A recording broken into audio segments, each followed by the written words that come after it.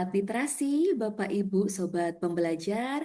Selamat datang pada microlearning mengenal indikator kemiskinan. Bapak Ibu Sobat Pembelajar, mungkin ada di benak kita semua pertanyaan, mengapa kemiskinan itu perlu untuk diukur? Bapak Ibu, kita tahu bersama bahwa pengentasan kemiskinan itu masih menjadi tema pembangunan, agenda utama dan berkelanjutan di seluruh dunia, tidak terkecuali di Indonesia. Mengakhiri kemiskinan dalam segala bentuk dimanapun juga menjadi tujuan utama dari 17 tujuan Sustainable Development Goals atau SDGs. Selain itu, pengentasan kemiskinan juga menjadi prioritas nasional ke-6 dalam RPJMN tahun 2025 sampai dengan tahun 2029, yakni membangun dari desa dan dari bawah untuk pertumbuhan ekonomi, pemerataan ekonomi, dan pemberantasan kemiskinan. Selanjutnya, ada 4 alasan mengapa kemiskinan itu perlu untuk diukur.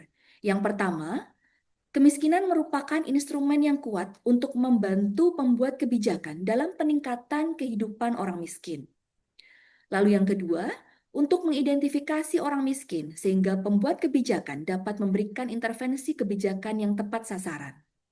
Yang ketiga, untuk memantau dan mengevaluasi program dan kebijakan untuk mengurangi kemiskinan. Yang keempat, untuk mengevaluasi kinerja lembaga yang mempunyai tujuan membantu masyarakat miskin. Mungkin banyak Bapak Ibu Sobat Pembelajar yang belum tahu bahwa kemiskinan di Indonesia itu dibedakan menjadi kemiskinan makro dan juga mikro. Perbedaan di antara keduanya terdapat pada beberapa poin. Yang pertama dari sisi metodologi. Konsep yang digunakan pada kemiskinan makro adalah basic needs approach atau kemampuan untuk memenuhi kebutuhan dasar. Sementara pada kemiskinan mikro, konsep yang digunakan adalah multidimensi. Pendekatan yang digunakan pada kemiskinan makro adalah moneter, sementara pendekatan kemiskinan mikro adalah non-moneter. Kemiskinan makro didasarkan pada garis kemiskinan, baik itu makanan yang dihitung berdasarkan 2.100 kilokalori per kapita per hari, dan juga non-makanan. Sementara kemiskinan mikro itu didasarkan pada indeks atau PMT dari ciri-ciri rumah tangga miskin. Perbedaan yang kedua terlihat pada sumber datanya. Sumber data kemiskinan makro adalah Survei Sosial Ekonomi Nasional atau disingkat dengan Susenas, berasal dari rumah tangga sampel. Sementara sumber data kemiskinan mikro itu berasal dari beberapa survei. Yang pertama adalah pendataan sosial ekonomi pada tahun 2005. Dilanjutkan dengan pendataan program perlindungan sosial atau PPLS pada tahun 2008 dan 2011. Dan pada tahun 2015 melalui pendataan pemutakhiran basis data terpadu atau PBDT. Bapak Ibu Sobat Pembelajar, kemiskinan makro itu menunjukkan jumlah penduduk miskin di setiap daerah berdasarkan estimasi. Sementara kemiskinan mikro itu menunjukkan jumlah rumah tangga sasaran. Biasanya sudah dikategorikan, yakni sangat miskin, miskin, hampir atau rentan miskin. By name, by address. Lalu dari segi pemanfaatannya juga berbeda.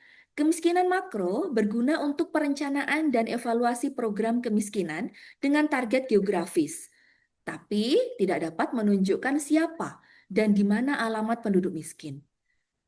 Sementara kemiskinan mikro digunakan untuk target sasaran rumah tangga secara langsung pada program bantuan dan perlindungan sosial seperti BLT, PKH, Raskin, Jamkesmas, dan lain sebagainya.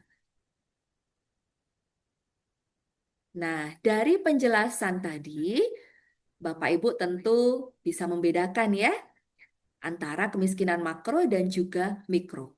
Lalu pertanyaannya, konsep yang digunakan di Badan Pusat Statistik atau yang digunakan di Indonesia ini yang mana? Nah, konsep yang dipakai di BPS adalah kemiskinan makro. Nah, kemiskinan makro ini didasarkan pada kemampuan untuk memenuhi kebutuhan dasar atau basic needs approach. Dan kemiskinan makro itu selain digunakan di Indonesia oleh BPS, juga digunakan oleh beberapa negara lain di dunia. Bapak Ibu Sobat pembelajar, kemiskinan ini dipandang sebagai ketidakmampuan dari sisi ekonomi untuk memenuhi kebutuhan dasar, baik itu makanan maupun bukan makanan, yang diukur dari sisi pengeluaran. Lalu, siapakah yang dimaksud dengan penduduk miskin? Nah, penduduk miskin adalah penduduk yang memiliki rata-rata pengeluaran per kapita per bulan di bawah garis kemiskinan, di mana datanya ini diperoleh dari hasil Survei Sosial Ekonomi Nasional atau Susenas berdasarkan data rumah tangga sampel. Baik, Bapak Ibu Sobat Pembelajar, demikian tadi materi pertama kita mengenai pentingnya pengukuran kemiskinan. Untuk selanjutnya, silakan Bapak Ibu mengikuti materi kedua, yakni mengenal indikator kemiskinan.